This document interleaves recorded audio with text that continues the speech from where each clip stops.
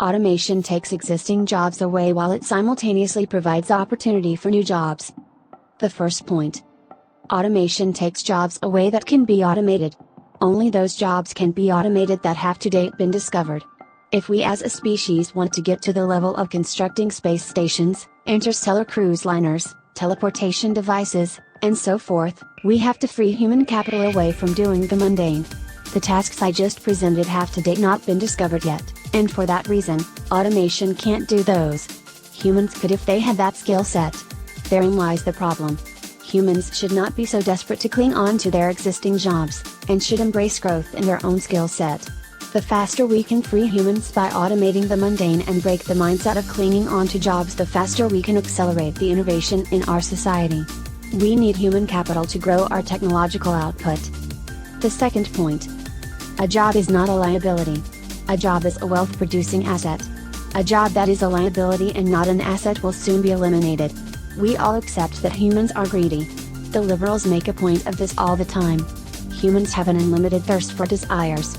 No matter how many goodies automation produces for them. If you present them with yet another shiny new object, human greed will desire that as well. For that reason there will never be a lack of jobs. All a human without a job has to do is create yet another shiny new object, and that is something that greedy humans will want. The issue is that humans are clinging on to jobs that are liabilities and are finding themselves replaced rather than embracing the opportunity to find themselves or creating for themselves a job that is an asset. With an unlimited set of desire, humans always want other humans to produce something new for them. But humans with liable jobs are not interested in embracing change, and thus, change will be forced on them instead. All they have to do is go to a rich person and say, "I can do this for you that nobody else can, and here is why you have to have it." A robot can only automate a known job. A human can create for themselves an unknown job. The third point. Everyone understands that automation drives down the prices of goods and services. This leads to deflation. Deflation is a good thing. Deflation means our consumer prices are lower. This means we can purchase more goods and services for the same amount of money.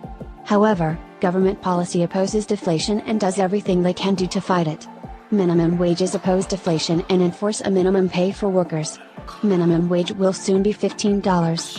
It is unreasonable to expect deflation in the prices of goods and services due to automation yet expect workers to be paid in the same inflated wages.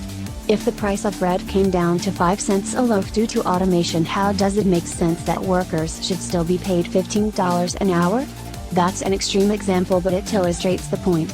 Lower wages are bad in an inflationary environment, not a deflationary environment which automation brings.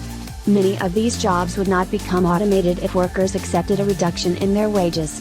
Their standard of living wouldn't change much since their lower wages would continue to match their lower purchasing cost. However, government policy enforces higher wages while automation enables lower consumer prices, and this does a lot to make workers non-competitive. Nobody wants to be paid lower wages relative to 5 years ago, but if you're not competitive with automation, and automation drives down consumer prices, then it isn't really fair to expect to be paid the higher wages, and the market won't pay you that anyway even if the government mandates a higher minimum wage. If workers accepted market rates in a deflationary environment, they would be more competitive against automation, and this wouldn't be such an Armageddon for them in the first place.